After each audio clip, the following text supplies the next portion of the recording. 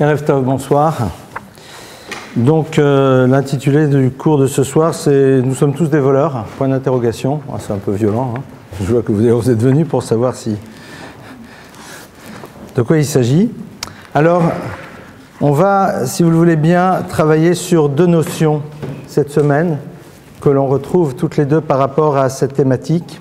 Donc on est dans la paracha de Behar, et dans cette paracha-là, à un moment, le texte nous dit la chose suivante.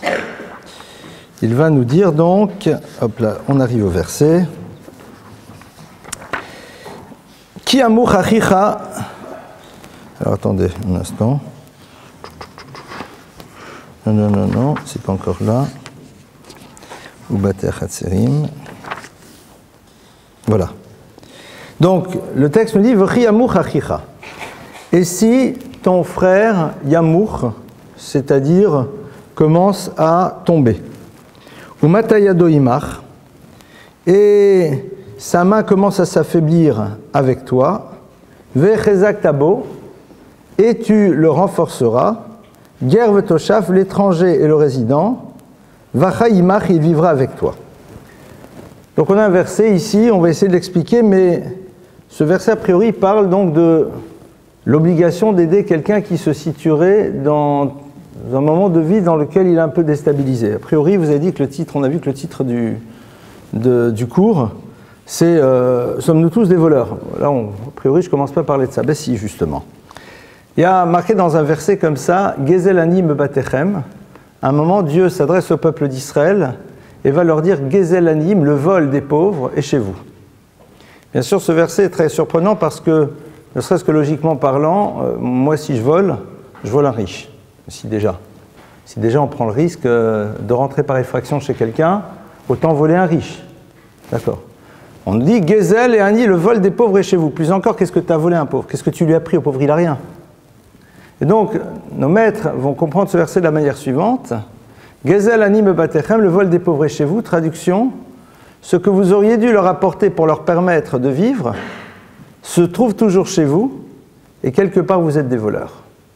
C'est-à-dire que, à travers ce texte, on commence à voir que la notion du vol, pour la Torah, ce n'est pas nécessairement s'approprier ce qui est à l'autre, mais c'est aussi ne pas assumer la responsabilité que l'on doit avoir vis-à-vis de celui-ci. Et même si à un moment, et on va le voir un peu plus tard, ce dernier ne vient pas à notre demande, à notre rencontre pour nous demander, nous avons cette responsabilité de ne pas l'avoir vu, et à travers cela, d'être coupable si par la suite, eh bien, il s'est retrouvé dans une situation d'indigence, voire plus. Le texte nous dit donc,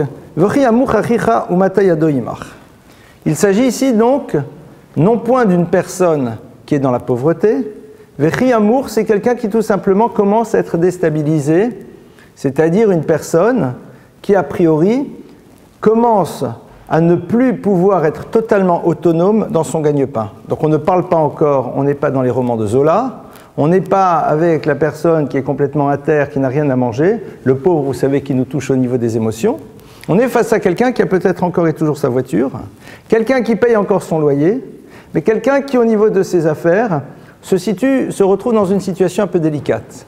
Et donc, on le voit, cette personne, a priori, n'est pas quelqu'un qui va se tourner en premier lieu vers nous. La Torah nous dit « Vehechezak tabo » et tu viendras le renforcer. Rashi nous dit sur place « Al tanichu sheyered veyipol veyekashe lo hakimo » n'attends pas et ne le laisse pas jusqu'au moment où il se retrouvera tombé au sol. Et à ce moment-là, il sera difficile de le relever. Et là, chazke ou mishat mote hayad, mais commence à le renforcer dès le moment où il commence à être déstabilisé. Le mazédomé, il donne un exemple très simple, il dit ça ressemble à un âne qui porte une charge. Il est plus simple si cette charge commence à un moment à bouger sur le dos de l'âne, de venir et de remettre cette charge comme il se doit pour que l'âne puisse continuer à la porter, plutôt que de laisser l'âne laisser tomber cette charge au sol, et une fois que la charge est au sol, il faudra bien sûr beaucoup plus de personnes pour venir l'aider à le relever. On va essayer de comprendre qu'est-ce qui se joue, ça c'est le point de départ, on va essayer d'ouvrir encore dans d'autres domaines. Pour la Torah, la notion donc du vol va être quelque chose de bien plus large que ce que l'on peut imaginer. Et à l'issue de ce cours, en 3 mots, à l'issue de ce cours, eh bien, on va peut-être réaliser que, on ne l'est peut-être pas, mais éventuellement, cette notion de vol peut peut-être parfois légèrement traverser notre existence, et on va comprendre au fond pourquoi c'est si grave et pourquoi c'est si ennuyeux. Alors, avant de rentrer plus dans le texte, on va essayer de comprendre, mais au fond, pourquoi la notion du vol est-elle problématique? À la limite, tu viens t'approprier ce qui est à l'autre, je peux comprendre, c'est un système, si tu commences à prendre ce qui est à l'autre, l'autre va prendre ce qui est à toi, et puis après c'est l'anarchie, c'est la catastrophe. Bon, ok, donc c'est une règle sociale, il faut en effet que l'on ne vole pas pour que la société puisse être organisée. Or, vous constaterez que dans la prière de Yom Kippour, dans la dernière prière de Yom Kippour, qui est la prière de la Neila, d'accord ?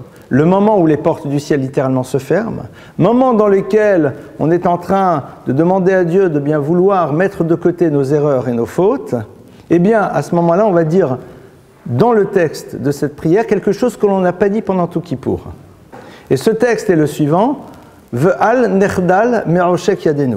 Et on supplie Dieu et on lui dit, s'il te plaît, que nous ne nous retrouvions pas à trébucher, me'oshek yadenu, à cause du vol qui est dans notre main. Alors c'est curieux parce que le vol, c'est a priori un interdit un peu... Enfin, c'est un peu grossier, quoi. On n'est pas des voleurs. Il y a des voleurs, mais pas moi, quoi, pas vous, pas nous.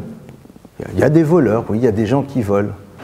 Et là, on est à la fin, et l'élément supplémentaire qu'on dit, et Hachem, on t'en supplie, Al nerdal me'oshek yadenu. Surtout, qu'à ce dernier moment de la fête de Kippour, on ne soit pas déstabilisé, que toute notre démarche vers le haut ne tombe pas vers le bas, parce que nous aurions volé. Bon, moi je peux dire, bon c'est bon, détente, moi pas. A priori non. On va voir que ça risque en effet de nous concerner. Mais pourquoi alors c'est si grave le vol? Vous vous rappelez sûrement de la génération de Sodome et Gomorrhe. Quand on évoque l'univers de Sodome et Gomorrhe, c'est-à-dire l'univers de la perversion, la plupart du temps, ce qui vient à l'esprit de tout à chacun, c'est en effet la perversion dans le domaine des mœurs. Ce qui est vrai. Il y avait en effet une perversion totale dans l'univers des mœurs. Mais, si vous regardez le texte va nous dire qu'il y avait ce que l'on appelle Hamas. Et Hamas, c'était le vol. Et le maître du Talmud va nous dire que la conclusion, c'est-à-dire le moment où Dieu va décider que Sodome et Gomorrhe est une société qui n'a plus sa place, c'est lié au fait qu'ils étaient dans un système dans lequel ils se volaient les uns les autres. Nous, on imaginerait a priori le contraire. Ça, c'est un problème social. Qu'en effet, la société, il y avait des problèmes de vol. Bon, ben, qu'est-ce que Dieu intervient? À la limite, laisse-nous gérer le dossier. On se débrouille. Les meilleurs volent les moins bons, et puis, wait and see, on se débrouille. À la limite, l'immoralité, la perversion, ça, en effet, c'est quelque chose sur lequel Dieu peut s'intéresser. Mais ça, qu'est-ce que tu viens faire là-dedans? On a l'impression que c'est une forme d'atteinte majeure à la divinité. Alors, pour comprendre cela, on va prendre un autre texte. Cet autre texte, vous le connaissez, j'ai dû l'évoquer un jour dans un cours, je ne sais pas quand d'ailleurs, c'est la fameuse histoire de la fuite de Yaakov devant son frère Esav. Vous rappelez on va rappeler très rapidement les faits. Yaakov, donc le troisième des patriarches, a un frère qui s'appelle Esav, Ésaü, qui lui en veut à mort parce qu'il considère qu'il lui a volé son droit d'aînesse. Ils se séparent, et un beau jour, donc, Yaakov, qui est en train de repartir vers la terre d'Israël avec épouse et enfants, apprend que Esav arrive à sa rencontre avec 400 cavaliers. Yaakov est pris, dit le texte, d'une grande angoisse, il ne sait pas ce qui va se passer. Est-ce que Esav vient avec des instincts belliqueux pour régler des comptes il y a plusieurs dizaines d'années? Et donc, il essaye de prendre la fuite, en tout cas, il s'organise. Et le texte nous dit qu'à un moment, Yaakov repart en arrière seul. Il rebrousse chemin, alors que son frère arrive par derrière. C'est-à-dire, il repart en arrière quasiment à sa rencontre, seul, de nuit. Pourquoi? Parce qu'il se rappelle qu'il a oublié des petites cruches en terre de l'autre côté du fleuve, d'un cours d'eau qu'il a traversé, et il veut absolument les récupérer. Il ne s'agit pas ici de pierres précieuses. Il ne s'agit pas ici, pardonnez-moi, de pierres précieuses. Il ne s'agit pas d'une vaisselle d'or et d'argent. Il s'agit de ce qu'on appelle pachim ktanim, c'est-à-dire de toutes petites cruches. Et Yaakov repart en arrière, se met en danger. Et le texte nous dit qu'en effet, les gens élevés du niveau de Yaakov, leur argent leur est plus cher que leur propre vie. Alors c'est encore plus compliqué cette histoire. Parce que là déjà, on a vu une certaine vision de ce qu'on appellerait aujourd'hui le religieux, mais alors tu t'imagines, c'est-à-dire l'argent plus important que la vie. Et on le décrit comme ça. Et c'est pour ça qu'il repart en arrière. Parmi les différentes explications de texte, parce qu'il y en a de multiples, je vais partager avec vous celle-ci. En effet, Yaakov, en tant que tzaddik, en tant qu'être juste, ne peut s'imaginer gâcher un des éléments qui a été mis à sa disposition, parce que mettre de côté quelque chose qui a été mis à sa disposition, c'est l'empêcher de réaliser pleinement son projet. C'est-à-dire que Yaakov, c'est très bien qu'à travers son mouvement, il est en train de donner un enseignement fondateur à tous ceux qui seront la continuité de Yaakov, c'est-à-dire le peuple d'Israël. Il est en train de leur dire que la vie n'a de sens que dans la mesure où tu utilises ce qu'on a mis à ta disposition pour réaliser ton projet. Voler, c'est empêcher l'autre de construire son projet. C'est s'approprier quelque chose dont il avait besoin pour pouvoir réaliser son projet d'existence. À partir du moment où je le vole, je suis en train de décider qu'il n'a pas au fond une raison d'être, puisque je l'empêche de réaliser son projet. Et ça, c'est quelque part la pire des choses. Dans l'univers de l'immoralité, je ne récuse pas à l'autre le droit à l'existence, la preuve, c'est que j'en ai besoin pour pouvoir vivre ce que j'ai envie de vivre. Dans l'univers du vol, je suis en train de dire à l'autre, dans ce monde-ci, tu possèdes un certain nombre de choses, je me les approprie, donc je décide que tu n'as pas de projet. Je décide que tu n'as rien à réaliser. La preuve, c'est que les outils qui ont été mis à ta disposition, je me les approprie. C'est le déni du projet de l'autre, c'est quelque part considérer que lorsque Dieu a mis un individu sur terre, avec une certaine raison, eh bien je considère que Dieu avait tort, que cet homme n'avait pas sa place et qu'il n'avait pas de raison d'exister. On va, sur la base de ça, réaliser qu'au fond, la problématique du vol, ce n'est pas juste s'approprier l'avoir de l'autre, mais enlever de l'autre des éléments qui lui permettent de réaliser son projet d'existence, ou alors gâcher ces éléments-là, et donc ne pas lui permettre de s'accomplir pleinement. On va le retrouver dans d'autres phénomènes de vol. On a ici donc le texte qui nous dit « Ki amur achicha » lorsque tu verras ton frère être dans un état de déstabilisation. Le fait que tu vois ton frère dans cet état-là révèle que dans ton projet à toi, tu as une obligation de lui donner les moyens de continuer à être indépendant. C'est-à-dire que l'idée de dire chacun sa vie, chacun son chemin, et au fond, comme dirait l'autre, c'est son mazal, c'est faux. Parce que si son mazal c'était de tout perdre, on ne te l'aurait pas fait rencontrer. Le fait que tu le vois, le fait que tu sois en face de lui, montre bien que dans l'économie de l'univers, ton projet à toi, c'est de consacrer une partie de ton avoir pour lui permettre à lui d'être dans la continuité de son histoire. Ne pas vouloir voir que ta présence est là pour ça, c'est mettre de côté l'idée d'un projet global au niveau du monde par le créateur de l'univers. C'est-à-dire que derrière ça, je dis non. Je considère que ma présence face à un manque n'est que fortuite, et elle n'est pas chez moi, elle n'est pas là pour créer une obligation, parce que c'est la raison pour laquelle je m'y trouve. Pour la Torah, la responsabilité que l'on a de donner à l'autre, c'est une obligation. Si je ne l'assume pas, je suis un voleur. Pourquoi ? Parce que maintenant, l'autre va perdre son indépendance. En perdant son indépendance, eh bien, il va perdre ce qui lui permettra d'accomplir son projet. Ah, mais s'il devait accomplir son projet, Dieu aurait dû lui donner. Mais bien sûr, Dieu lui donne. Via qui ? Via toi. Tu es le vecteur qui est là pour apporter à l'autre quelque chose à un instant T de sa vie, pour qu'il puisse créer le projet qui doit être le sien. Parce que pour la Torah, nous ne sommes pas dans un système dans lequel, eh bien, ce que l'autre a, c'est ce qu'il a, et s'il ne l'a pas, c'est son problème. Si moi, j'ai les moyens de lui donner ce qu'il n'a pas, c'est que ce que j'ai chez moi, c'est un dépôt qui attend le moment dans lequel il va devoir se retrouver chez lui. C'est une vision radicalement différente. On est totalement en dehors de l'univers de la charité, dans lequel je décide à quel moment et vers qui je suis prêt à donner, parce que tout simplement tel est mon bon vouloir, et puis parce que je le ressens, et puis parce que tout simplement ça me parle. Ça, c'est donc ce qui est en train de se passer. Ne pas donner, c'est être dans le vol. Et être dans le vol, comme on l'a vu, c'est empêcher l'autre de construire son projet. Donc c'est quelque part nier le principe même d'un projet de Dieu pour l'humanité à travers les différents éléments qui la constituent. Le texte nous dit, à la fin, Al tikar meito nesher vetarbit, attention, ne lui prends pas nesher vetarbit, c'est-à-dire ne lui fais pas un prêt à intérêt,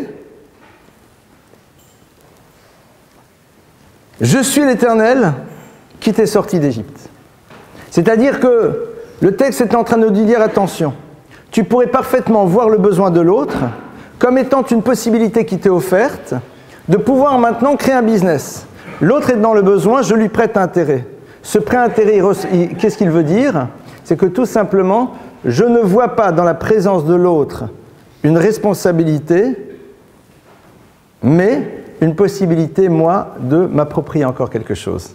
Je te rappelle, je suis l'Éternel qui t'ai sorti d'Égypte, et que la raison pour laquelle je t'ai sorti d'Égypte, c'est justement pour accomplir ma parole.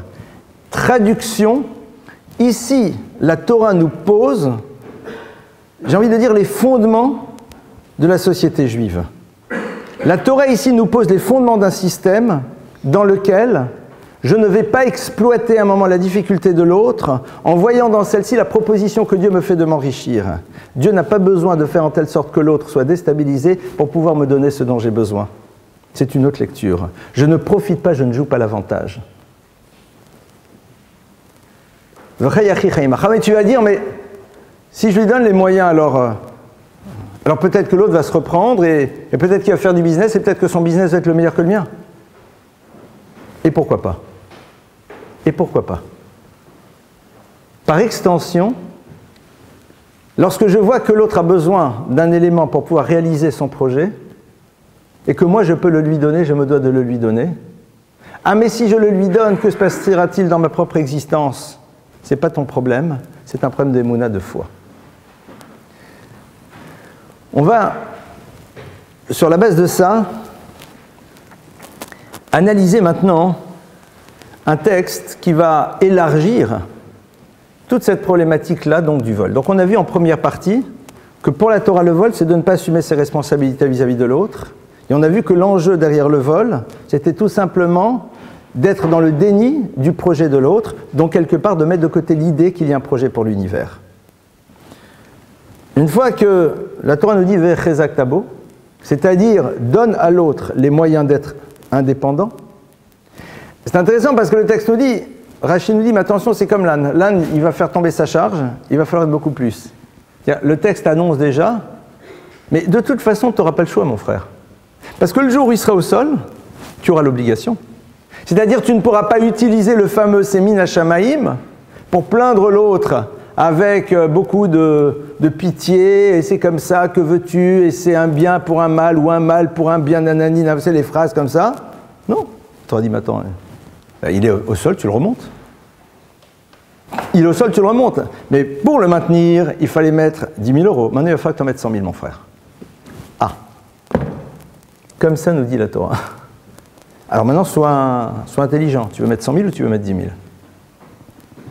Chacun son mazal, ça n'existe pas. Parce que si le mazal de l'autre c'était de perdre, tu ne l'aurais pas rencontré.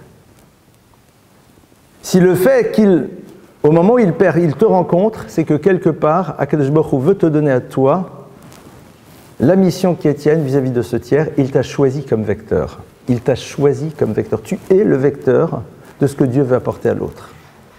C'est la raison pour laquelle Agma nous dit que celui qui se retrouve à un moment déstabilisé dans le besoin fait plus pour celui qui lui donne que le contraire. Parce qu'il révèle à l'autre qu'il a eu la chance d'être le vecteur qui va permettre à quelqu'un de continuer à exister.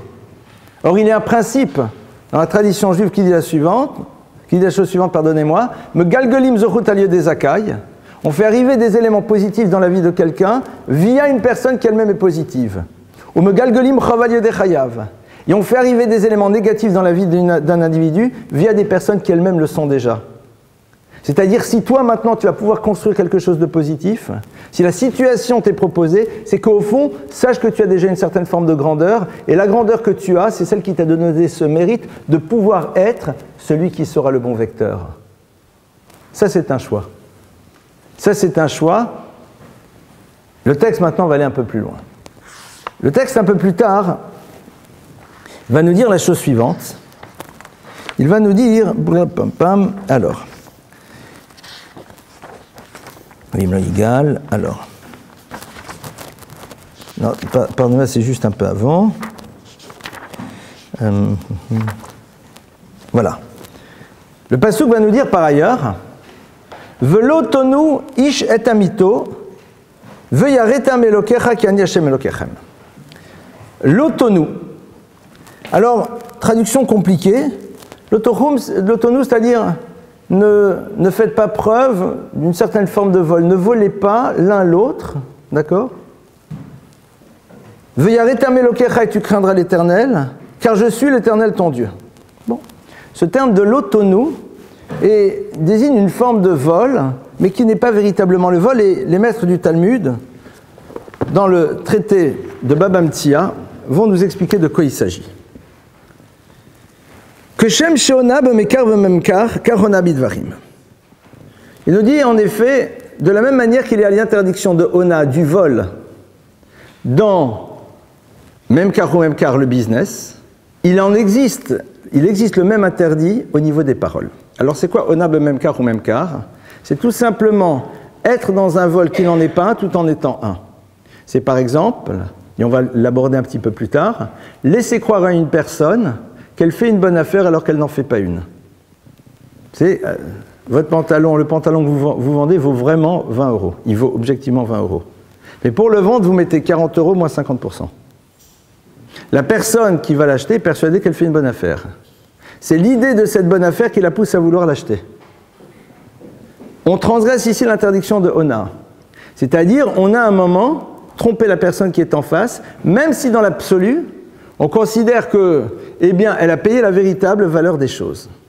C'est donc toutes sortes de tromperies, toutes sortes de manières un peu surprenantes dans lesquelles on va mal agir vis-à-vis de l'autre, et a priori, on ne peut pas véritablement nous attraper là-dessus. Et la Gemara nous dit, il existe le même principe au niveau des paroles. On ne dira pas à quelqu'un, au fait, ça coûte combien ce truc-là? Alors qu'en vérité, on sait très bien qu'on ne va pas acheter. Je vous lis pour l'instant, je traduis, après on va reprendre les choses. Imayabal tshuva, si c'était quelqu'un qui s'était repenti par rapport à de mauvaises actions, lo yomarlo zochor maasecha rishonim, il ne lui dira pas, ah, rappelle-toi un petit peu quand même de ton passé, mon frère. Im ou ben gerim lo yomarlo zochor maaseh avotecha, et si c'était quelqu'un qui était une personne qui s'était convertie, il ne lui rappellerait pas l'univers duquel il vient. Et la Gemara donc va commencer à développer ce sujet. Mais avant de le développer, on va voir l'enseignement de Rabbi Shimon Bar Yochai. Tout le monde a entendu parler, l'Akba Omer, Rabbi Shimon Bar Yochai, le maître de la Kabbale, qui va nous dire Gadol onad devarim onad mamon. Plus importante et plus grave est cette manière de parler que d'une tromperie au niveau financier. Et il nous apporte un certain nombre de versets qui nous le prouvent. Et il va plus loin. Et Rabbi Shmuel bar Nachmani, par extension, va nous dire que dans l'interdiction de Onat Dvarim, qui est liée au vol, et on va le voir comment, il s'agit donc Kol Amalbin Pene Chavero Barabim. Il s'agit aussi de celui qui fait honte à quelqu'un en public, à propos duquel il est marqué qu'il n'a pas de part au monde futur. Et Rabbi Shmuel bar Nachmani nous explique pourquoi celui qui fait les choses par les paroles n'a pas le droit au monde futur et rien ne se passe. Parce que Zenitan li shavon, Zelonitan li shavon, parce que le vol peut être toujours rendu. Ici, on ne peut plus rien rendre à la personne. On est donc ici dans une deuxième dimension de vol. La Ona, c'est la tromperie qui est liée à l'interdiction du vol.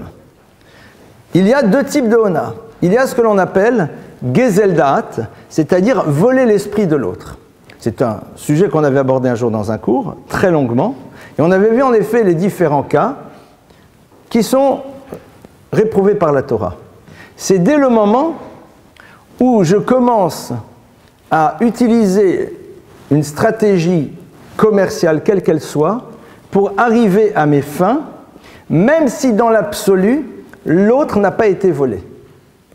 Ça peut être tout simplement un panneau publicitaire sur lequel je mets des réductions, mais le petit point qui précise que c'est que sur certains objets, pas d'autres, est suffisamment petit pour que personne ne le remarque. Ah, tu vas me dire, mais qu'est-ce que tu lui as fait? Cette personne-là, tu lui as pris l'énergie avec laquelle elle a été dans ton magasin, dans lequel elle a constaté que ce qu'elle voulait n'était pas en solde, et donc elle est repartie. Cette énergie et ce temps, tu ne pourras jamais lui rendre. Jamais. C'est quelque chose, c'est terminé. L'argent, tu peux le rendre. Cette énergie, tu ne pourras jamais la rendre. Ce temps, tu ne pourras jamais le rendre. Rentre dans le principe du Gesell, ce qu'on appelle aussi Gesellschiנה, c'est-à-dire le vol du sommeil. Dès le moment où tu as réveillé quelqu'un alors que cette personne ne voulait pas être réveillée, tu lui as pris quelque chose que tu ne pourras plus jamais lui rendre. Parce que ce moment dans lequel il a été réveillé, il ne peut pas l'exploiter, et il va falloir donc maintenant qu'il se rendorme, et donc il a perdu le temps dans lequel il a été réveillé, pendant lequel il a dû se rendormir. On n'est même pas ici dans le problème, c'est pas bien parce qu'il va être fatigué, c'est un problème de temps. Ce temps-là, eh bien, quelque part, ne lui appartient plus, il n'a servi à rien. Donc, il lui manque maintenant du temps pour pouvoir construire et réaliser son projet. On ne peut percevoir la gravité de cela que dans la mesure où pour nous, chaque instant de vie et la totalité des énergies qui sont les nôtres sont porteurs d'une possibilité de construire et de réaliser un projet. La personne qui n'est pas dans une vigilance par rapport à cela révèle que pour elle, l'idée d'un projet ne fait pas partie de son mode de fonctionnement.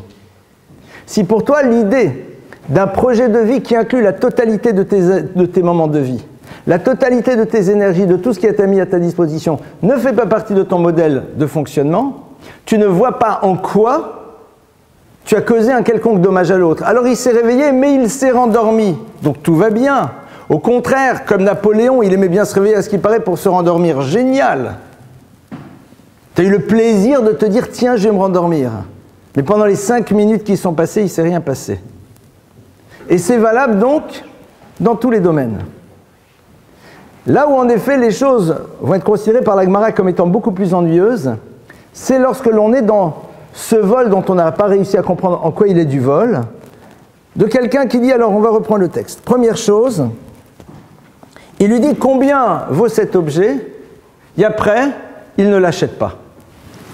Mais ce n'est pas parce qu'il vaut telle et telle chose qu'il ne l'achète pas, c'est parce que dès le début, il ne voulait pas l'acheter. On va dire, bon ok, très bien alors. Alors à la limite, il lui a volé peut-être les 5 secondes dans lesquelles l'autre lui a dit ça vaut 5 euros, 10 euros, 15 euros. Mais pourquoi on nous dit, voilà, c'est l'autonou. Quel est le problème? En quoi tu l'as trompé? Qu'est-ce qui s'est passé au fond? Qu'est-ce qui s'est passé? Alors ici, on peut prendre les choses de deux manières.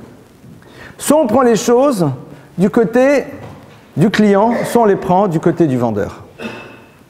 Qu'est-ce qui s'est passé du côté du vendeur? Il était dans une certaine forme d'espérance, et à un moment, il a vécu une déception. Il a été dans l'espoir parce que ta demande lui laisse imaginer qu'il va pouvoir vendre cet objet. Le fait que tu ne vas pas jusqu'au bout crée chez lui une déception. On est d'accord? Qu'est-ce qui s'est passé maintenant dans la tête de celui qui le fait? Pourquoi est-ce qu'il va le faire? Pourquoi est-ce qu'a priori on va demander à quelqu'un combien vaut telle et telle chose si on ne peut pas l'acheter? Pourquoi est-ce qu'on ferait une chose pareille? Quel est notre intérêt? Qu'est-ce qu'on cherche au fond? On cherche éventuellement à satisfaire une curiosité. Et pourquoi je ne pourrais pas satisfaire une curiosité? Alors la question, elle est la suivante. Si c'est pour satisfaire ta curiosité mais que tu ne veux pas l'acheter, pourquoi tu ne le demandes pas? Pourquoi tu ne le dis pas? Pourquoi tu ne dis pas en préambule, écoutez, cet objet, je ne compte absolument pas l'acheter, j'avais juste envie de savoir combien ça coûte. Ou là, en effet, c'est dans le domaine du possible. Tu as parfaitement le droit de rentrer dans un magasin, de dire à une personne, écoutez, je n'ai pas du tout les moyens d'acheter ce que vous vendez, mais comme ça, par curiosité, j'ai envie de savoir combien ça coûte. Pourquoi est-ce que tu ne l'as pas dit? Parce que tout simplement, tu penses que tu n'auras ta réponse de la part de l'autre que dans la mesure où l'autre a l'illusion à un moment que tu peux être un acheteur. C'est-à-dire que tu as présenté de toi une image qui n'était pas la bonne face à quelqu'un. Donc le regard qu'il a sur toi n'est pas exact. C'est comme si demain je vous donne un cours et j'oublie de vous citer mes sources. Si j'oublie de vous citer mes sources, quelque part, à un moment, vous allez avoir une image de moi qui n'est pas la bonne. Et cette image, quelque part, elle peut générer d'autres images, que sais-je? Une admiration qui n'a pas lieu d'être, une confiance que vous n'avez peut-être pas accordée, je ne sais pas trop. L'autre jour, c'est intéressant, j'ai étudié à quelqu'un, puis on étudie par téléphone, et puis à un moment, je lui ai dit ah ben tel et tel texte justement, le Talmud en parle telle et telle page. Et donc je vais chercher le Talmud et puis j'ouvre et puis je lui dis voilà. Et l'autre après me dit ah, je suis jaloux. Alors je lui dis de quoi? Et il me dit de votre connaissance. Je lui dis mais pas du tout, la référence était marquée à côté dans mon livre. Je vais dire mais pourquoi j'ai besoin de le lui dire? Bon, je le dis parce que comme je savais que j'allais donner le cours, il ne faut pas exagérer quoi. Donc, mais pourquoi? Parce que l'autre à un moment va avoir une image qui n'est pas exacte de ce que je suis. D'une grandeur que je n'ai pas. Quelque part, il me donnera peut-être un crédit supplémentaire. Ou alors il dira à d'autres que je suis quelqu'un qui connaît beaucoup alors que j'en connais pas vraiment. Et donc sur la base de ça, peut-être les autres vont me poser des questions auxquelles je n'oserais pas ne pas répondre parce que tout simplement si on les demande, eh ben, c'est qu'on pense que je sais et j'ai pas envie de montrer que je sais pas. Et on rentre dans un système et dans une spirale dans lequel au fond, tout est désorganisé. Et quelque part, la Torah te dit, voilà, ça c'est l'image du vol. Parce qu'à un moment, on a vu que le vol, c'est prendre à l'autre quelque chose qui lui empêche de réaliser son projet. Quand vous construisez de l'autre une image qui n'est pas la sienne, vous risquez de lui demander de créer un projet qui n'est pas le sien à travers l'image qu'il pense avoir de lui ou que vous pensez avoir de lui. Et c'est ça au fond le drame. Le drame, il est là. C'est qu'à un moment, vous allez jouer, on va jouer dans une cour qui n'est pas la nôtre, on va jouer une partition qui n'est pas la nôtre. Donc on passe à côté d'une histoire, de notre histoire, et l'autre va passer à côté de son histoire. Il va perdre son temps à venir me poser des questions dans l'illusion que j'ai le savoir que je n'ai pas véritablement. Il entendra, dans le meilleur des cas, une réponse « je ne sais pas », il aura perdu du temps à me l'avoir posée. Et dans le pire des cas, je n'oserais pas lui dire que je ne sais pas, je lui dirai une réponse qui n'est pas la bonne, et je risque de l'aiguiller dans un univers qui n'est pas le sien. Je lui ai volé sa vie. Je lui ai volé sa vie, c'est-à-dire des éléments de sa vie ne pourront pas exister parce que tout simplement, j'ai construit de moi une image. Donc celui qui vient, qui dit « ça coûte combien ?» L'autre, il le voit et dit « tiens, c'est un acheteur. » Donc il a une autre image de moi. Faire en telle sorte qu'à travers une parole, l'autre construise une image différente de la nôtre, c'est réorganiser complètement le monde des relations avec toutes les conséquences qu'on peut avoir. Donc c'est pour ça que la première Onat Dvarim, elle est là. Elle n'est pas que ça se fait pas, c'est honteux, non. Par contre, si tu lui dis je ne veux pas acheter, mais je te demande le prix, à aucun moment il te voit comme acheteur, donc il ne te donne pas une posture qui n'est pas la tienne. Il sait parfaitement que tu n'es pas quelqu'un qui peut acheter, donc ce que tu es reste ce que c'est. Quand tu vas venir et tu vas dire, et on dit que le Gezeldat, voler l'autre, c'est aussi ne pas citer ses sources. Parce que c'est de nouveau la même chose. L'autre va s'imaginer que tu es ce que tu n'es pas. Et donc à partir de ça, c'est la relation qui change. Et puisque la relation change, c'est toute l'organisation du système qui change. Gezeldat, ça peut dire quoi aussi? Vous vous rappelez pour ceux qui avaient assisté à ce cours, puisqu'on avait abordé à un moment que ce point-là, et pas les autres. Gezeldat, c'était, vous êtes invité quelque part, c'est une bar mitzvah, c'est un mariage en Israël, aux États-Unis, là où vous voulez, et puis il se trouve qu'à la date du mariage, vous y êtes. Et vous laissez croire à l'autre personne qui est persuadée que vous avez fait l'effort de venir, que vous êtes venu exclusivement pour cela. Je veux dire, c'est quoi le problème? Le problème, c'est que l'autre se sent redevable. Et sa redevabilité va l'amener à faire des choses qu'il n'aurait peut-être pas fait dans un temps normal. C'est-à-dire peut-être à son tour se déplacer, alors que pour lui, ça aurait été peut-être compliqué. On désorganise le monde de la relation. Parce que l'autre a l'illusion que j'ai fait quelque chose, alors qu'en vérité, je n'ai jamais rien fait. C'est tout le système qui se retrouve désorganisé. La seule permission que la halakha nous donne, c'est si l'autre, vous lui dites « Je suis très heureux d'être à ton mariage, je suis tellement content que ton mariage ait lieu juste au moment où on était en Israël, c'est un tel bonheur », ce qui est au fond une phrase très jolie, et que l'autre, non, ça le vexe, genre, si ça n'avait pas été là, alors on peut ne rien dire. Ne rien dire. Pourquoi? Parce que sinon, ça va lui faire du mal de voir qu'en effet, nous n'aurions pas été prêts à faire l'effort parce que dans son imaginaire, il pense qu'on aurait dû le faire. Mais en dehors de ce cas-là, pour préserver la relation d'une tension, on se doit de dire les choses. On se doit de les dire. Pourquoi? Comme on a vu, ça coûte combien? L'image n'est plus la même. Donc tout le système est désorganisé. On comprend mieux pourquoi alors on dit Val Nerdal Meoshek Yadenu. C'est-à-dire que quand on est en train de finir Kippour, on dit Hachem, t'en supplie.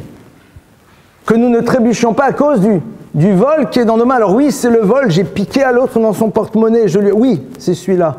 mais de tout ce qui est apparenté au vol, c'est-à-dire de tous les systèmes qui à un moment ont déconstruit les choses telles qu'elles devaient être, à l'image de ce qu'on vient de voir.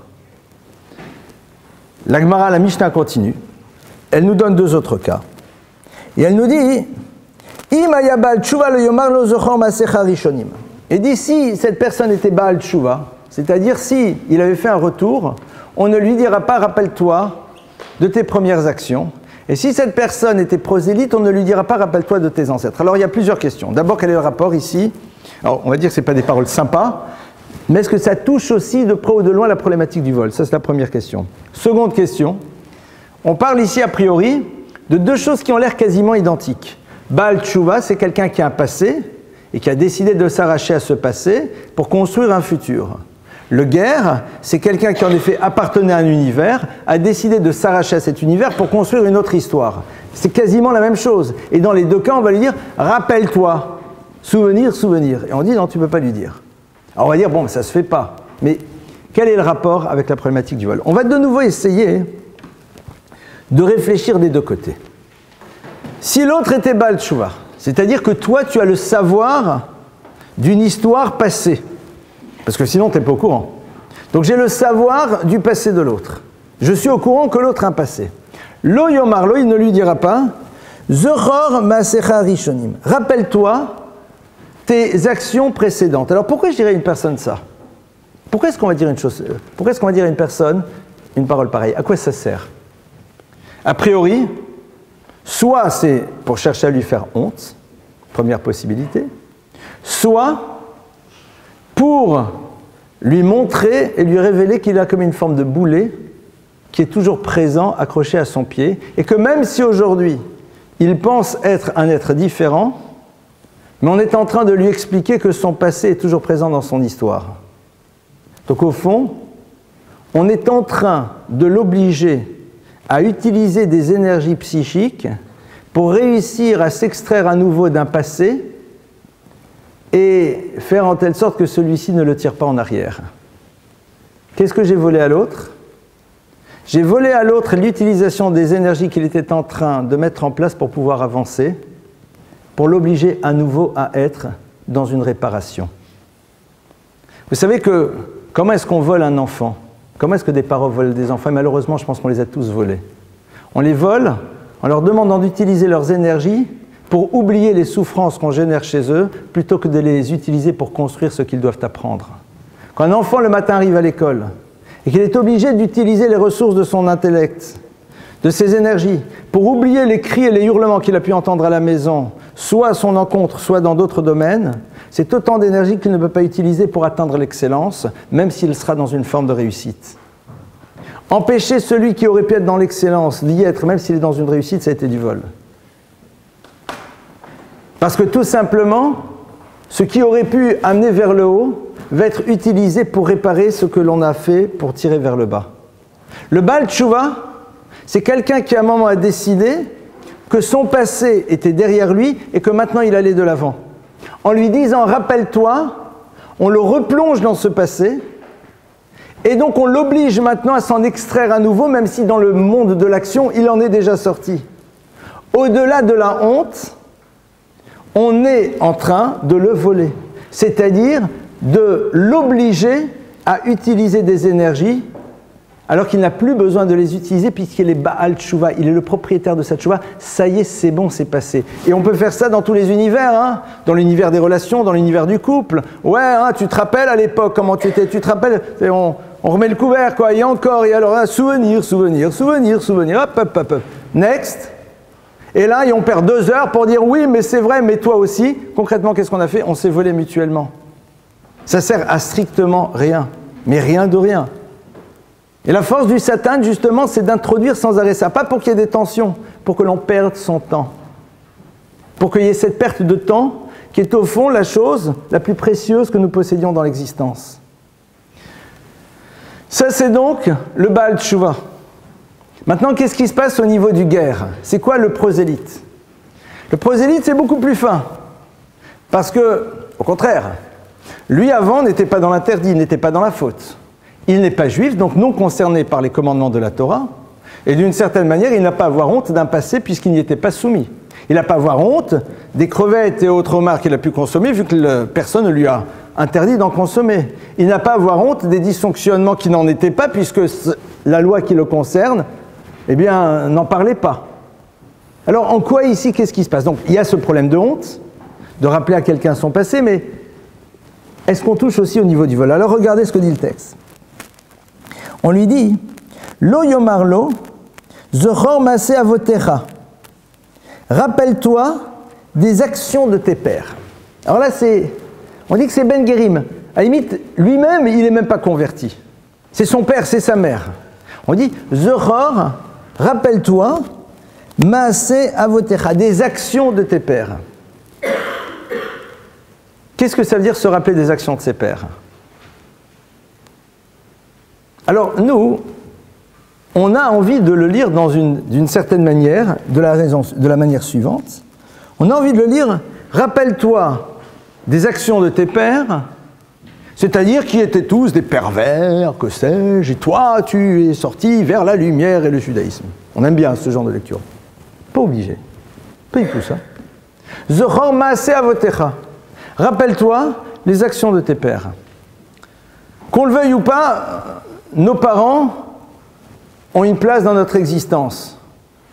Psychanalystes diront bien que dans le mot repère, il y a le mot père. Donc c'est pas...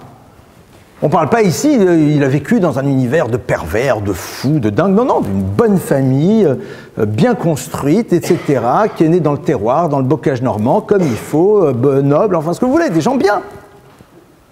Il est né dans un univers de gens super bien. Comme on voit dans la Gemara, on raconte l'histoire de Guérim, de gens qui sont convertis, qui n'avaient absolument pas des dysfonctionnements dans l'univers dans lequel ils étaient, mais à un moment, ils s'y sont plus retrouvés. Mais ils étaient fils d'empereur, fils de prince, fils de ce que tu veux, et voilà. Donc là, on dit Zochor maase avotecha. Je vous propose l'autre lecture. Maase, c'est un acte qui construit. Zochor maase avotecha. Rappelle-toi de tout ce que tes pères faisaient, c'est-à-dire, qu'est-ce que tu es venu faire ici au fond? Rappelle-toi que l'univers dans lequel tu étais était un univers dans lequel il y avait peut-être aussi des gens bien. Tu étais dans un autre système. Qu'est-ce qu'on l'oblige à faire? On l'oblige à repenser à nouveau la raison pour laquelle il a décidé de s'arracher à ce système, qui n'était peut-être pas aussi négatif que l'on croit, pour pouvoir adhérer à une autre vision du monde. On est dans quelque chose ici de beaucoup plus fin. C'est-à-dire, on recrée chez lui une forme de doute par rapport à son choix, qui va l'obliger à faire à nouveau un travail pour re-rentrer à l'intérieur de son choix. On est dans un vol encore beaucoup plus fin. Et là, le texte nous dit « Zelonitan lishavon ». Ça, c'est quelque chose que tu ne peux jamais rendre. C'est quelque chose, ces moments-là sont des moments perdus et avec lesquels tu ne pourras rien faire parce que tout simplement, ils ne t'appartiennent pas, ils appartiennent au temps de l'autre. Le texte nous dit « Veyaretam elokecha » et tu craindras l'Éternel, ton Dieu, Ki ani Hashem Elokechem, car je suis l'Éternel, votre Dieu. Alors là, de nouveau, dans le verset, il y a quelque chose. Il dit Veyaretam Elokecha, tu craindras ton Dieu, car je suis l'Éternel, votre Dieu. Pourquoi est-ce qu'il n'y a pas marqué Veyaretam Elokecha, tu craindras l'Éternel? Pourquoi? Parce que là, on est ici dans quelque chose de tellement fin que la personne, elle peut très bien faire croire à tout le monde qu'il n'a rien fait. Mais pourquoi est-ce qu'on a besoin de dire car je suis l'Éternel, votre Dieu? C'est l'explication de texte. Je suis l'Éternel, votre Dieu. C'est-à-dire, je suis celui qui, vis-à-vis de chacun d'entre vous, a une relation particulière et qui attend vis-à-vis de chacun d'entre vous qu'il réalise ce que j'attends de lui. Et donc, quelque part, rappelle-toi que, parce qu'Akadosh Baruch Hu a une relation particulière avec chacun d'entre nous, en faisant cela, tu empêches un de ses enfants de se présenter avec l'action réalisée face au Créateur de l'univers. Et ça, c'est quelque chose que tu ne peux pas réparer. Alors, la question qui se pose, même si on n'est pas avancé dans l'heure, c'est de savoir, mais comment on fait pour ne pas tomber là-dedans? Parce que comme on l'a vu, maintenant, ça risque de nous concerner. Ça risque de nous concerner, hein, c'est ça qui est ennuyeux. Ça risque de nous concerner. Et puis, ce qui est encore plus angoissant, c'est qu'on se dit, bon, ça y est, il y a des trucs qui sont fichus ad vitam aeternam. Parce que ça va très loin. La notion de Onat Varim, c'est tout ce qui peut faire échouer une histoire. C'est un mot mal intentionné qui est dit à propos d'un tiers qui empêche une réalisation de se mettre en place. Alors pour comprendre ça, on va voir un autre enseignement dans la Torah. Vous vous rappelez sûrement, toutes et tous, de la fameuse histoire du premier meurtre de l'humanité, Caïn et Abel. Vous vous rappelez? On a Caïn et Abel. Caïn vient et tue son frère. Non, moyen. Mais là-bas, le texte nous dit la chose suivante. Akadosh Baruch Hu appelle Caïn. Vayomer lo, Ei hevel achicha, où est Hevel, ton frère? Caïn lui répond, Lo yadati Hashem anochi anochi, je ne sais pas, suis-je le gardien de mon frère? Et Hashem lui répond, Kol dmei achicha tsuakim elai min adama. La voix descend au pluriel, achicha de ton frère, tsuakim elai crie vers moi min hadama, à partir de la terre. Bien sûr, les maîtres s'arrêtent tout de suite sur cette curiosité grammaticale. Le texte pourrait nous dire Kol dam achicha, la voix du sang de ton frère. On est ici dmei, la voix descend. Explique entre autres le Zohar la chose suivante, il dit oui, car en effet, tu as ici totalement perturbé tout le futur qui devait sortir de cet homme. Caïn devait faire aboutir une histoire. Tous les enfants qui devaient sortir de là, tu les tues en même temps que tu tues lui. Alors alors les maîtres posent la question, ils disent ok, mais alors dans ce cas-là c'est dramatique.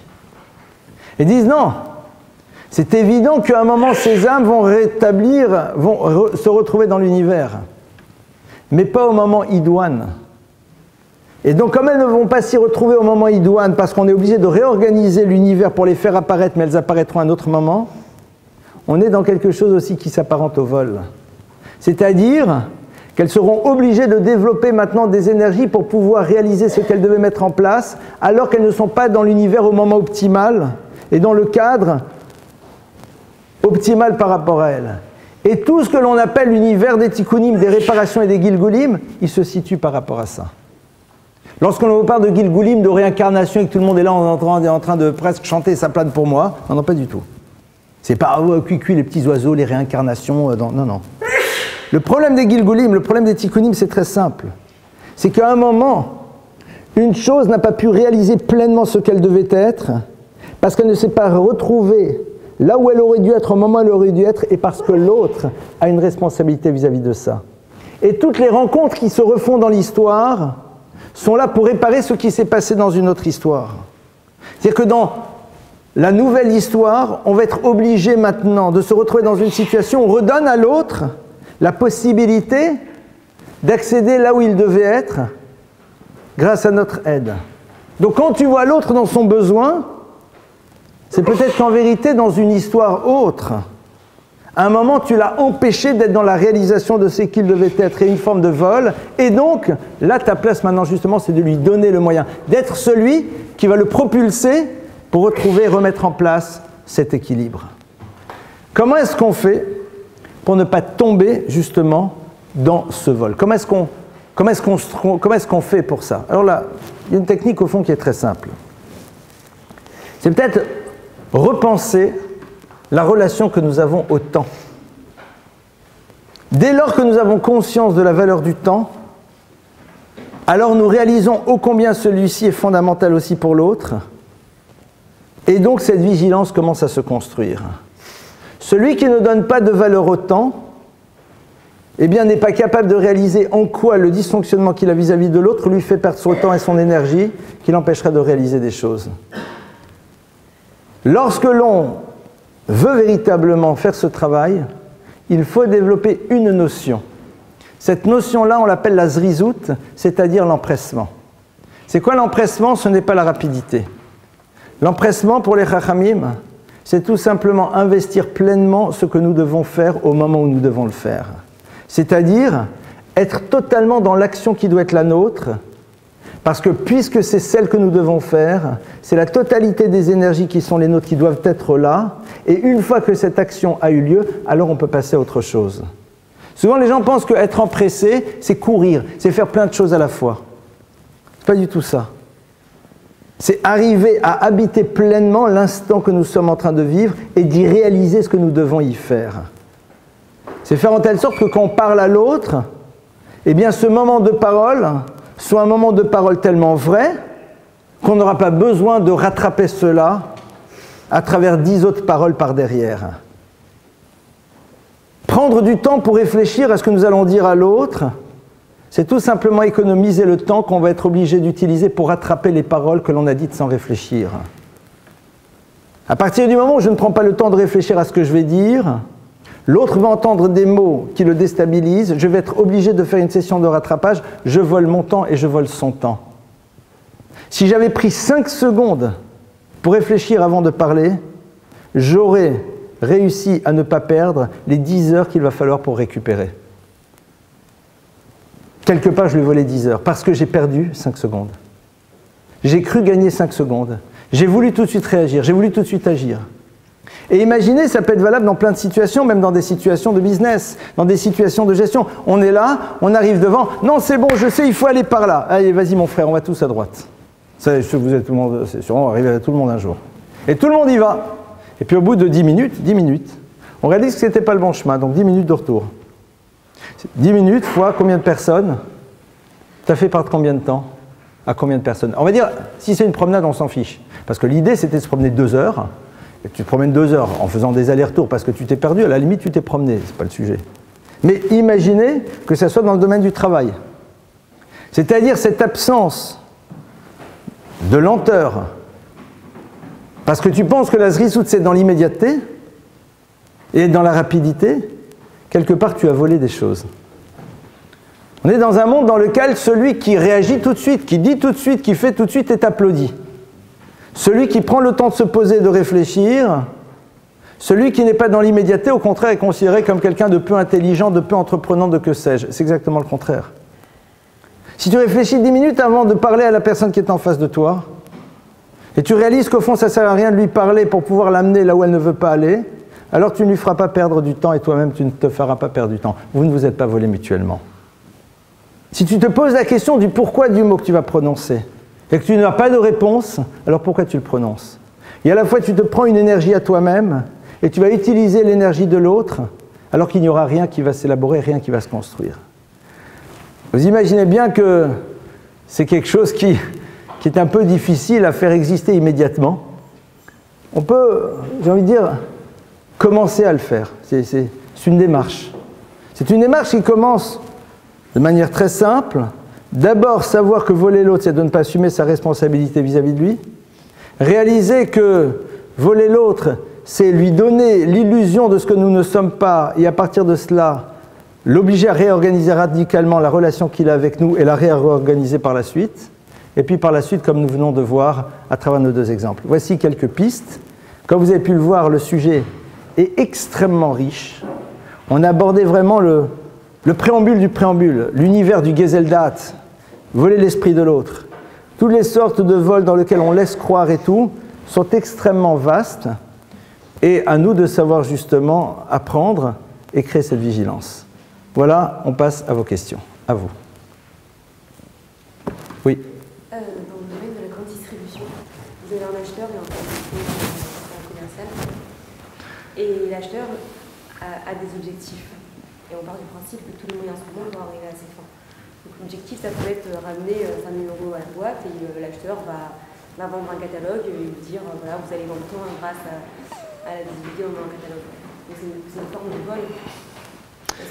Alors, on n'est pas sûr juste le budget.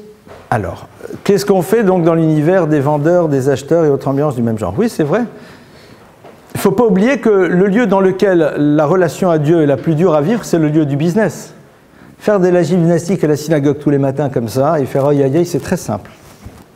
Se rappeler que Dieu est présent au moment où tu es en train de vendre à l'autre un objet dont il n'a pas besoin et lui raconter des choses qui sont inexactes, ça c'est beaucoup plus violent.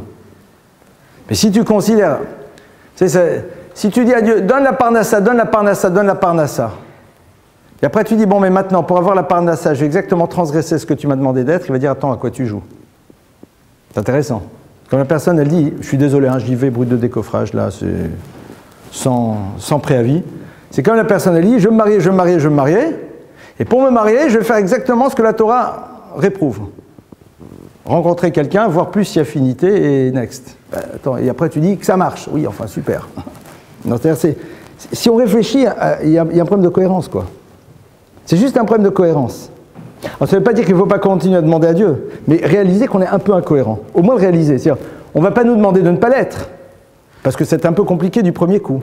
Mais juste se dire, tiens, il y a un problème quand même là-dedans. Être conscient que c'est un peu incohérent, c'est déjà énorme. Parce que sinon, la personne va dire, je décide d'être incohérent, mais dans l'autre sens. J'exclus Dieu. Ça, c'est ridicule. Donc, je reprends maintenant l'exemple. Le problème, il est le suivant, et là, on rentre dans des lois plus fines. Moi, je viens chez toi, je te dis, ce truc-là, il est super, il est génial, il est de folie. Et toi, tu as décidé de me croire. Alors que tu peux vérifier. La Gemara dit, savart vocabilt. Tu as décidé de ne pas vérifier, c'est ton problème. Maintenant, moi, comment on me regarde, c'est moyen. Mais d'un autre côté, au niveau purement juridique, l'autre ne peut pas venir et m'attaquer parce qu'il avait la possibilité de vérifier.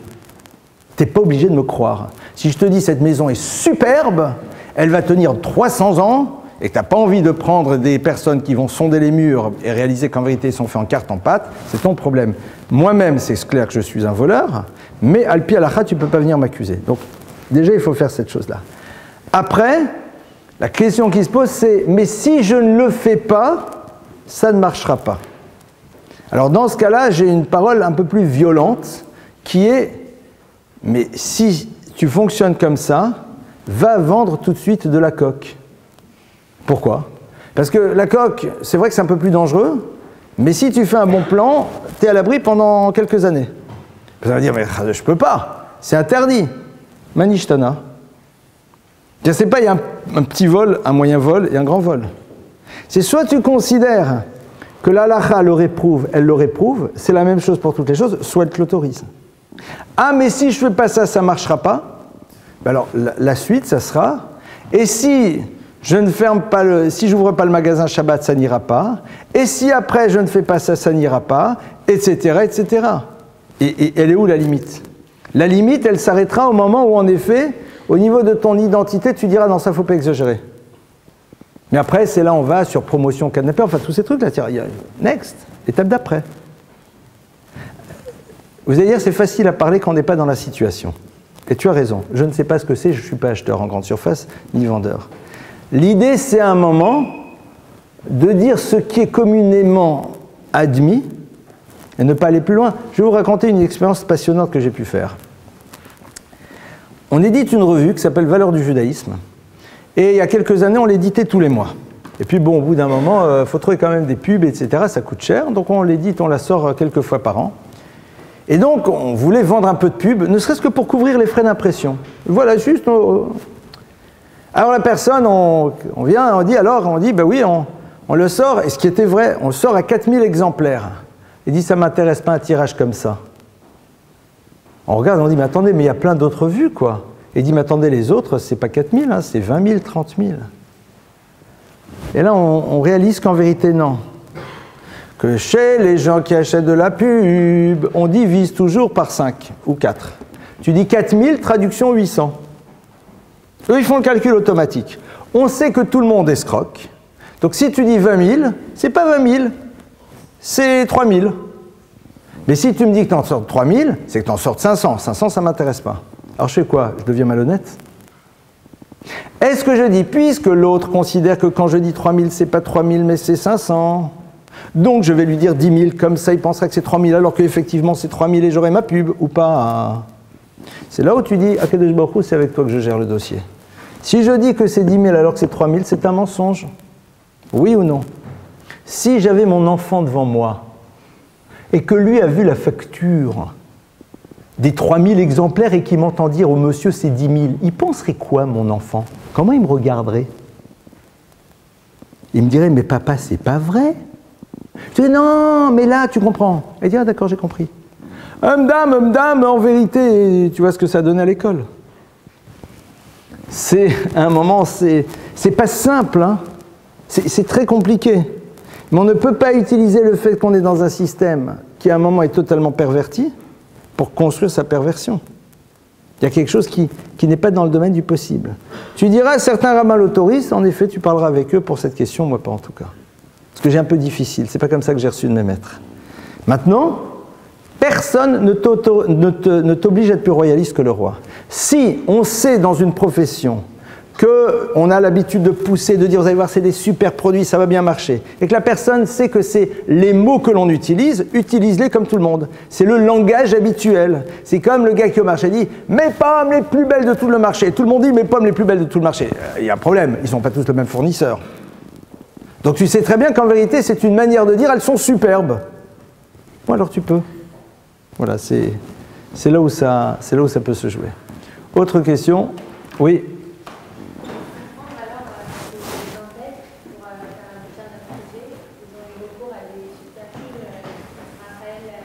Excellente question.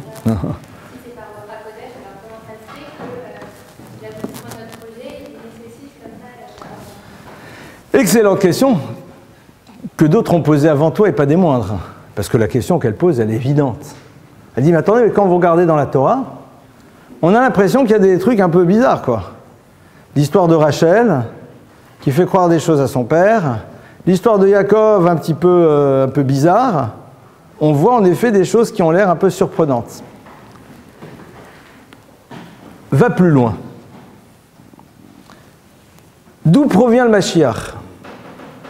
Le Mashiach descend de Ruth, qui elle-même descend de Moab, et de l'autre côté, on a Boaz qui descend donc de Yehuda. Boaz qui descend de qui? D'un des deux fils qu'a eu Yehuda avec sa belle-fille. Borderline. Ruth descend de Moab, Moab qui veut dire du père, pour nous rappeler qu'elle vient bien de l'union incestueuse entre Lot et une de ses filles. Donc non seulement il y a des histoires un peu bizarres, mais même l'origine de la royauté d'Israël et du Mashiach provient d'histoires légèrement glauques. On est d'accord? Le Zohar explique et dit la chose suivante. Il dit, il faut savoir qu'au fond, pour que l'histoire du peuple juif aboutisse, il faut qu'il y ait un élément qui à un moment soit totalement absent. Ce moment-là, cet élément-là, c'est ce qu'on appelle Sitra Achara, c'est-à-dire les énergies négatives, qui sont représentées par le Satan et toutes ces choses-là. Akadosh Baruch Hu a fait qu'à certains moments cruciaux de l'histoire du peuple juif, la manière dont se passent les choses a l'air d'être tellement horrible que la Sitra Achara ne va pas se promener parce qu'elle a l'impression que l'événement en tant que tel est suffisamment abject pour qu'il rien ne puisse en sortir. Et c'est donc comme cela que l'histoire aboutit. Ça veut dire quoi? Ça veut dire que Akadosh Baruch Hu a fait en telle sorte que des individus particuliers, à un moment et une action particulière, pour que les énergies négatives qui peuvent pénétrer en effet l'univers du Mashiach ne soient pas présentes et qu'ils puissent aboutir. C'est pour cela, et c'est difficile à comprendre au niveau médical, pour ceux qui savent comment ça fonctionne, que le texte nous dit que Abraham est conçu au moment où sa mère a ses règles. Ce qui a priori est antinomique, puisque si elle les a, c'est quelque part comment est-ce qu'il peut être conçu. C'est-à-dire, c'est à partir de la chose qui est considérée comme étant l'antithèse de la vie, puisque le moment où une femme a son cycle, c'est que quelque part une vie impossible n'a pas abouti, c'est de là où Abraham va surgir. Ça, en effet, disent les maîtres de la Kabbalah, c'est ici où se situent certains secrets de la création. C'est-à-dire qu'il y a en effet ce que l'on appelle une enveloppe qui a l'air d'être complètement pervertie, mais comme à ce moment-là, de se joue quelque chose d'une luminosité extrême, elle émerge pour que la perversion ne vienne pas de ces énergies négatives, mais de l'illusion de quelque chose de négatif qui est présent à ce moment-là. Ce que je vous dis, ce sont juste des mots. Il est évident que pour pouvoir mieux comprendre ces notions, il faut un tout petit peu rentrer dans l'enseignement de la Kabbalah, mais il est évident que ta question, elle est posée. Plus que cela, la Torah nous relate ces événements, c'est-à-dire la Torah semble jouer contre son camp. La Torah est en train de dire, eh bien voilà, que les moments les plus cruciaux de l'histoire, ils sont complètement bidons. C'est la meilleure manière de ne pas faire vendre le bouquin, quoi. C'est-à-dire le héros, n'est plus héros, mais a priori est plutôt zéro, quoi. C'est quoi cette histoire? Voilà. C'est un petit peu, donc, si le texte avait voulu éviter ta question, il aurait réussi à mettre de côté ces parties un peu gênantes. Ou au contraire, la Torah nous les dit et en parle. Parce que justement, c'est là où se situe la véritable histoire du peuple juif. C'est ce que l'on peut lier très de loin. J'essaie de voir la Gemara si je la retrouve. Papa, mais elle n'est pas là. Non, elle n'est pas ici. Bon, c'est pas grave. Il y a une Gemara qui dit comme ça dans Nazir. La Gemara, elle dit Tevorach minashim Yael eshet Chever Akeni. Sois béni parmi toutes les femmes Yael, la femme de Chever Akeni. C'est quoi l'histoire, donc, cette femme qui doit être bénie? Bénie, soit bénie parmi toutes les femmes. On dit alors, ça doit être la tzadékette, la merveille extraordinaire, la grande rabbinite, quoi. Yael, c'est celle qui va attirer sous sa tente Sisra, va avoir avec lui plusieurs relations physiques pour pouvoir, une fois qu'il est endormi, le tuer. Et la Gemara apprend de là, Gedola Avera Lishma, plus élevée est une transgression dont la finalité c'est le projet de Dieu qu'une action positive qui n'est pas faite dans la finalité du projet de Dieu. Attention, tout de suite la Gemara dit, il n'y a qu'une femme qui s'appelle Yael, qui est prophétesse, qui peut être sûre que son action de transgression était faite dans le cadre du projet divin. Pas vous et moi. Hein. Faut ça bien clair. Non, c'est l'Ishma, hein, c'est pour le projet de Dieu, tu parles. D'accord. C'est-à-dire que là, on est dans quelque chose qui, tel qu'il est décrit en plus, je vous fais pas la description, parce que la description elle est costaud. C'est-à-dire que Yael, elle a vraiment tout fait pour que Sisra y vienne et pour le retenir, hein, et pour qu'il s'endorme. C'est-à-dire elle a fait en telle sorte qu'il ne pouvait plus que dormir. Et à ce moment-là, elle le tue. On dit voilà, ça c'est mitzvah lishma. On est dans un acte d'élévation. Alors qu'a priori, ce qu'on est en train de voir, c'est quelque chose qui a l'air d'être totalement aux antipodes.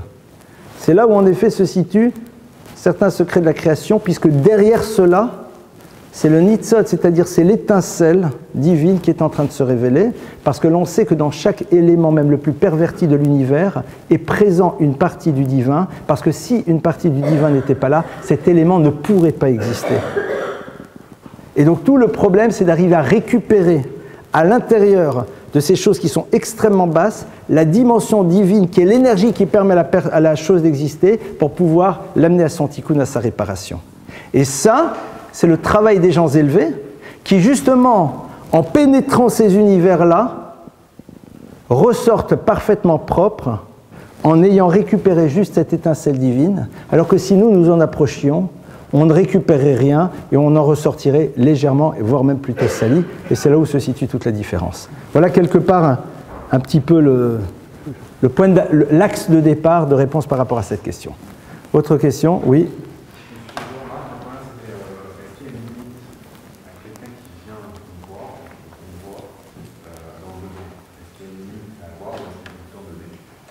D'accord.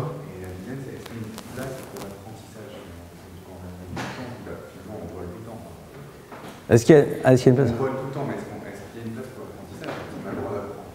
D'accord. Alors, premièrement, après, ce qui est intéressant, vous savez que la Torah, puisque donner, répondre aux besoins de l'autre, c'est un acte de chesed, d'altérité, vous savez que la Torah, à un moment, appelle la prostitution un acte de bonté. Pourquoi? Parce que, de manière ultime, le monsieur, il veut un corps. Ben, je lui donne mon corps. Bon, pour ça, il faut qu'il donne quelques menus monnaies. Je ne parle pas de la prostitution telle qu'on la voit aujourd'hui, malheureusement, les souteneurs, tout ça. Dans l'absolu, le concept, c'est un acte de don. Mais c'est un chesed tamé, un chesed complètement impur. C'est pour ça que les midot, les traits de caractère, qui vont être présents à l'intérieur de l'acte du don, mida vient de la racine mida. Vous allez dire super, bravo. C'est-à-dire, c'est quoi mida? C'est pas un trait de caractère, c'est aussi une limite, c'est une mesure. Il y a en effet, et c'est ça la génialité de la halakha, la loi, qui va nous fixer les bornes minimales et maximales dans l'univers du chesed. Et c'est ça qui va être intéressant, ça va même aller plus loin. Il y a une Gemara dans Ketuvot qui dit la chose suivante, la Gemara est absolument incroyable. La Gemara dit comme ça. J'espère que je vais la trouver qu'elle est ici, ça serait pas rigolo qu'elle soit pas là. Eh ben non, elle n'est pas là, c'est incroyable. La Gemara dans Ketuvot, elle nous dit comme ça. La Gemara dans Ketuvot, elle dit Allez-nous le hakir tova la ramaïm. Nous devons dire merci aux voleurs. pas aux voleurs, pardonnez-moi, aux menteurs.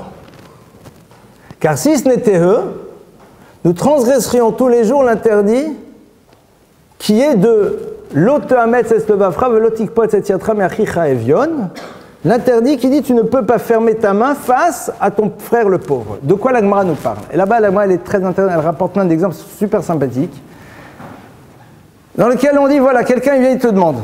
Tu dis, je dois lui donner. Tu lui donnes pas. Après 120 ans, on va te dire, t'aurais dû donner. Tu dis, non, je n'ai pas donné. Pourquoi t'as pas donné? Parce que j'avais donné à quelqu'un la veille et je me suis rendu compte que c'était un escroc. Et l'avant-veille, c'était un escroc. Et l'avant-avant-veille, c'était un escroc. D'accord? C'était tous des rabbins avec des grandes barbes, mais tous des escrocs. Ah, il y en a un qui est arrivé un jour, c'était en plus un rabbin sans barbe. D'accord? Et je lui ai dit, je te donne pas. Pourquoi? Ben parce que c'est tous des escrocs. Mais lui, c'est pas un escroc. Eh bien là, on dira, on t'en veut pas. C'est-à-dire qu'à un moment, on fait rentrer une certaine forme de logique. Les choses s'organisent. Mais l'idée, c'est de ne pas imaginer, ne pas faire ce que l'on doit faire, et après se poser la question, qu'est-ce que la halakha me dit de faire? C'est-à-dire, quand tu vois l'autre, la première question que tu dois avoir, c'est qu'est-ce que je peux lui apporter? Et après, comment la halakha me définit et me dit ce que je dois lui apporter et de quelle manière. Ça, c'est le premier point. Le second point, c'est ce qu'on ne peut pas s'entraîner, mais bien sûr, la vie, c'est en perpétuel entraînement vers la perfection. Le fait que demain, j'essaye d'être mieux qu'aujourd'hui, c'est la réparation de ce que j'ai fait mal aujourd'hui.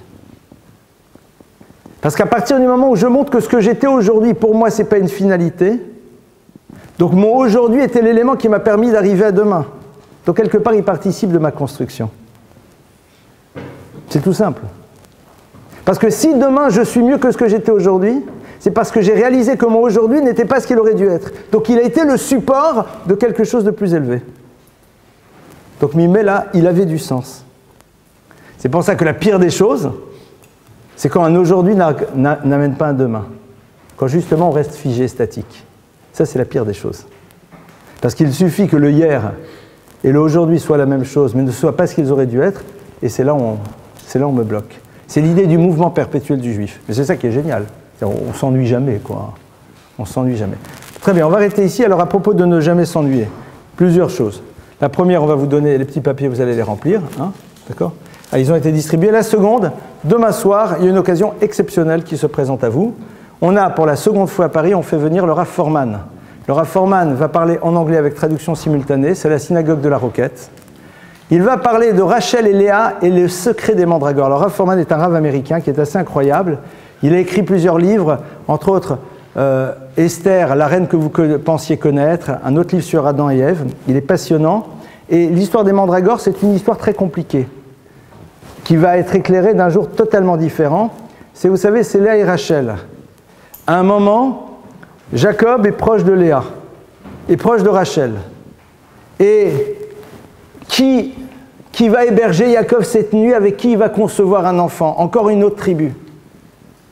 Et le texte nous dit que Léa sort à la rencontre de Yaakov parce qu'elle a acheté à Rachel le droit de pouvoir avoir Yaakov chez elle cette nuit, contre des mandragores que son fils lui avait offerts. Et le texte nous dit qu'en plus, Léa, cette nuit-là, va à la rencontre de Yaakov qui se dirige vers Rachel et dit non, chez moi ce soir que tu vas aller. Et le texte nous dit elle sort à sa rencontre. Pudiquement, on dira qu'elle avait allumé tous les clignotants et les phares de longue portée. C'est-à-dire qu'elle est sortie et qu'elle a éveillé chez elle un désir physiologique pur et dur. D'accord? Et à l'issue de cette union, va naître Yissachar, qui est la tribu des maîtres du peuple juif. Donc on a une histoire un peu surprenante, dans laquelle on a l'impression d'une histoire un peu bizarre. Non, mais c'est chez moi ce soir qu'il va dormir. Mais alors tu vas me donner le bouquet de fleurs que t'as offert ton fils, et puis après, super, et puis après, elle va chez lui, et puis bon, voilà, tout clignotant allumé, et puis c'est la tribu des maîtres. Qu'est-ce qui s'est passé dans cette histoire? Suite demain soir. Je la fais pub. C'est à partir de 20h, c'est à la synagogue de la rue de la Roquette. Il y a juste les casques pour ceux qui ne comprennent pas l'anglais qu'il faudra louer avec une traduction simultanée. Voilà. Je vous souhaite Shavua Tov. Alors juste pour information, les personnes qui sont intéressées, Bezrat Hashem, cette semaine, mercredi, jeudi, vendredi, Shabbat, j'aurai le plaisir d'être à Los Angeles pour donner une série